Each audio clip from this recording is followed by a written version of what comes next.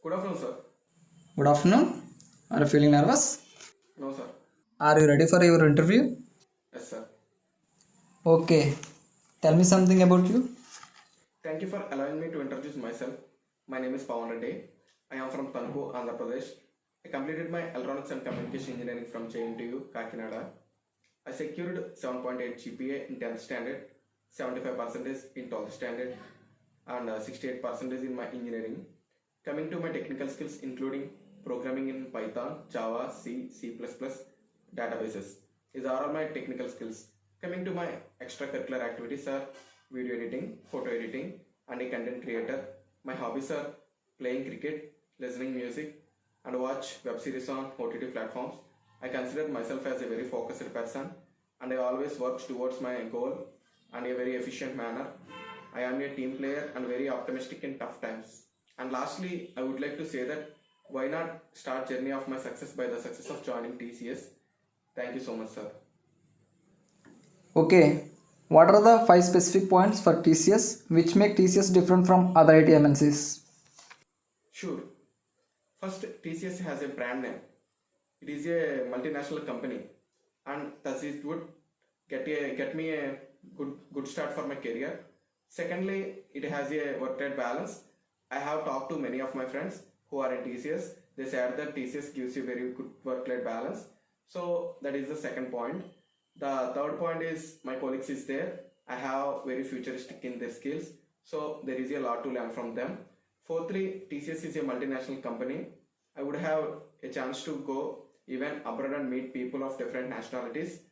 And lastly, TCS has been in the industry for the 150 years. So it gave me a sense of job security to some extent. Okay. What are the ethical values does TCS have? In TCS, there is a work-life balance and it promotes like a gender equality. There is no discrimination on the basis of that, and it is a very good in ethics overall. Okay, Pawan. Shaker sir will continue the rest. Okay, sir. Good afternoon, Pawan. Good afternoon, sir. Are you well prepared? Yes, sir.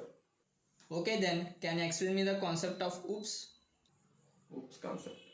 OOPS stands for Object Oriented Programming. It is a computer programming model that organizes software design around data or objects rather than functions and logics. OOPS has five basic concepts to understand. One is classes and objects, encapsulation and data hiding, inheritance, polymorphism, and finally interfaces and methods. Okay, as you said, there are five objects in OOPS. Tell me about classes and objects.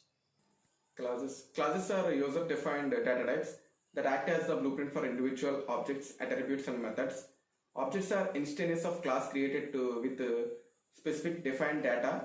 Objects can correspond to real world objects or an abstract entity. When class is defined initially, the description is the only object that is defined. That's all. Fine. Explain C language. C language is a computer programming. First, this makes C a good language for writing operating systems.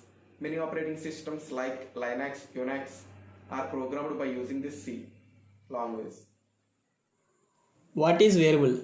Variable. A variable is nothing but a name given to storage area, and other programs can manipulate each variable in C has a specific type which determines the size and layout of that variable. Memory. The range of values that can be stored within that memory, and the set of operations that can be applied to the variable. Okay, Pawan. Tell me what is data type. A data type is programming is a classification that specifies which type of value a variable has and what type of mathematical relations or logical operations can be applied to it without causing an error. Then, what is network?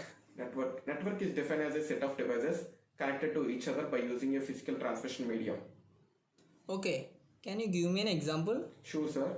A computer network is a group of computers connected with each other to communicate and share information and resources like hardware data and software. Okay, good. Then tell me about the difference between core Java and advanced Java. Core Java mainly covers the fundamental concepts of the Java programming language, but Advanced Java covers all the advanced concepts of the Java. In Core Java, there is a single tier architecture. In Advanced Java, there is a two-tier architecture. In Core Java has Java Standard Edition. In Advanced Java has Java Enterprise Edition. Okay then, tell me difference between C and C++. C is a subset of C++. C is a superset of C. C contains 32 keywords and 31 keywords are added in C++. So total C++ contains 63 keywords. C is a function driven language. C++ is an object driven language. C does not support inheritance. C supports inheritance. C++ structure has access modifiers, but C structures do not have access modifiers. What does ELE do in Python? Sorry sir, I am not aware of it. Have you done a project by using Python? No sir, I done a project based on embedded C. Will I explain? No, it's enough. Do you have any questions for me? Yeah. Do you have any suggestions for me which aspects that I have to work on? Okay, try to upgrade your skills on OOPS concept. Okay sir, I will keep that in mind. Thank you so much. What will you do if a project deadline near and the project is still pending? Mostly, I would not let the project exceed the deadline. I would complete my part in the project by time.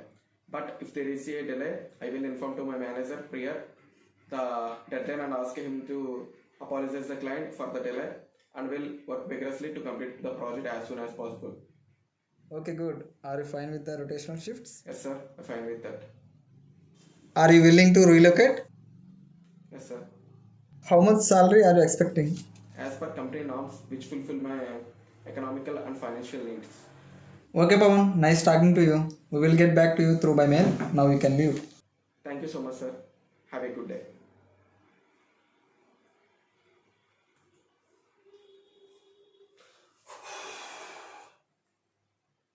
బాగా చెప్పానా